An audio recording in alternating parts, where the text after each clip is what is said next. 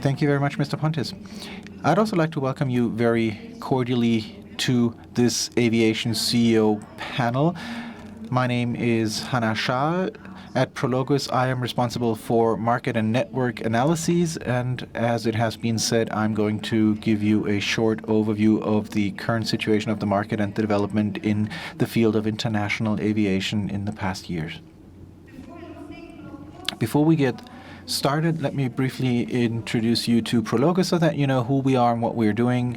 Mr. Conradi was nice enough to introduce us a little bit already. We now do really have more than 50 airline customers, both regional and international airlines in 34 different countries. Our consulting focus is mostly in the commercial areas, for example, revenue accounting, revenue managing, ground operations, and network analysis.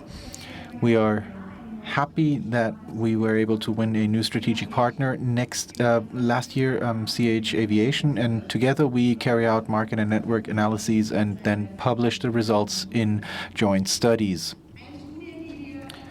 One study that we published late in 2012 focused on the airlines from the Gulf region, and we will soon publish a study on the regional airliners in Europe.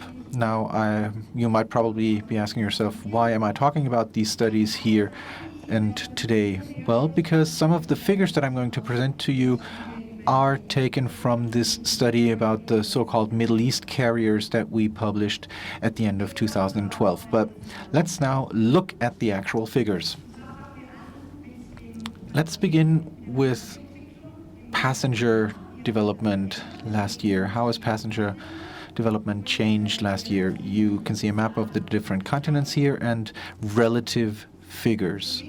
So for each continent, we look at the number of passengers taking off, landing, and moving within that continent. You can see that in total, the market has grown, but it has grown specifically in Latin America and the Asia-Pacific region. Relative figures, unfortunately, can sometimes be deceiving because we do not really have a comparison. We don't have any reference points between the continents. We look at absolute figures, and then you know what I'm talking about. You can see that even though Latin America was the region with the strongest growth last year, it is still a very small market in international comparison. And in the United States and Europe, the capacities have or are already developed quite differently. Asia Pacific is catching up and is getting closer to Europe. What you cannot see in this chart here is the development of the past year, so it's important to mention that between 2007 and 2010, European and US growth was actually declining, so these two continents are currently catching up the losses of the previous years, whereas Asia Pacific and Latin America are experiencing real, actual growth. So we now looked at the changing situation in the continents in the past year. Now let's have a look at how the capacities have changed. As I already said, so far we only looked at the changes in passenger numbers, and here you can see the additional seats that were added, so capacity growth. On this chart, we have now separated Asia-Pacific from the Middle East, and you can see that the Asia-Pacific region with its capacity growth is just slightly higher than Europe, whereas Middle East with 15.2% is really at the top of the list here, an incredibly strong capacity growth.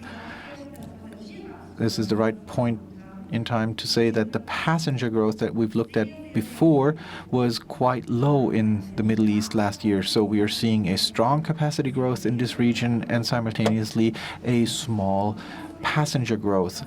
Why this is the case is a question that you should keep in the back of your minds. We'll come back at this in the panel discussion and hopefully answer the question.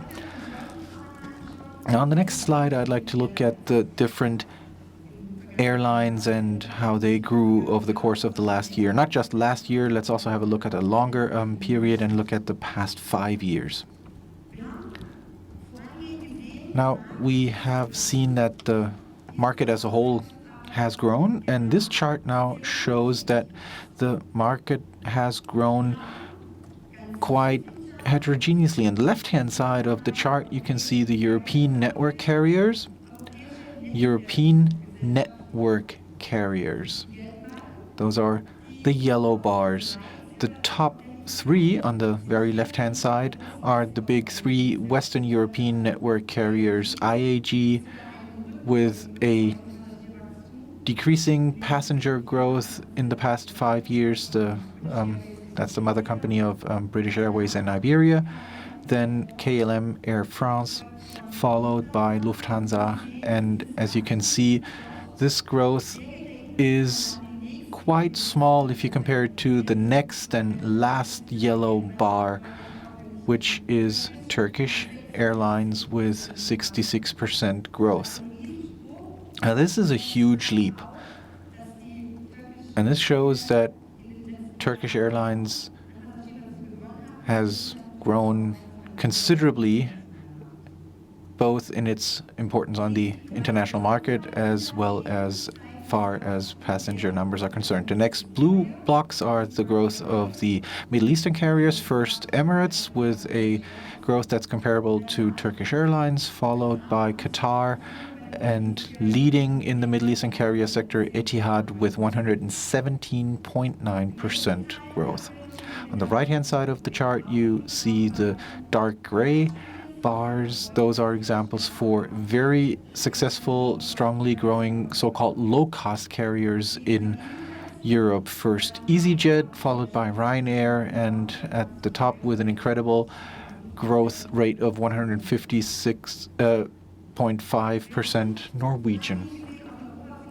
We have seen that there is growth in Europe on the previous charts, but if you look at the gray bars, particularly, and compare them with the 3 first yellow bars, IAG, KLM, Air France, and Lufthansa, you will see that the growth in Europe is very strongly focused on the European low-cost carriers, at least in the past year. Those are the airlines who have really created a strong, dominant role and have really conquered entire countries, for example, Spain and Italy.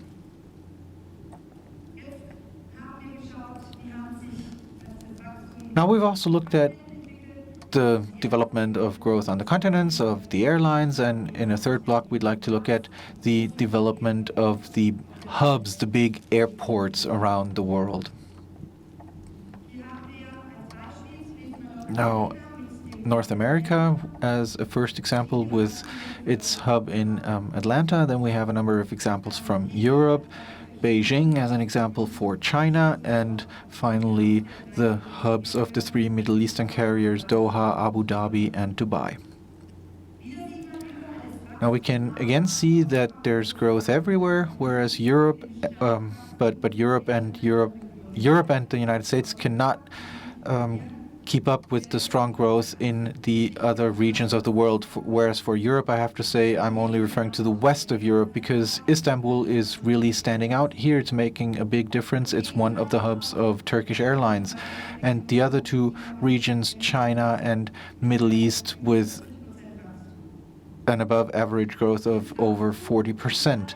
But this growth is so dominant in these regions for different reasons. In Beijing, the hub has an inherent growth because China is a strong market in its own right. So Beijing is winning over a lot of passengers because of domestic travel, whereas the Middle Eastern carriers don't have any domestic passengers. They are international, or their growth comes from international transfer passengers. And Istanbul is a combination of both of these reasons. It has a big domestic traffic and a strong international transfer traffic. So various reasons why these hubs have grown so considerably in the past years.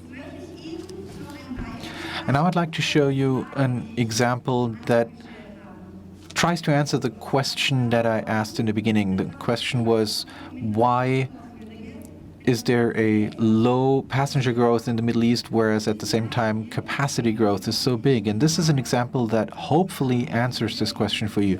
Here you can see the international connecting passengers traveling between the United States and India.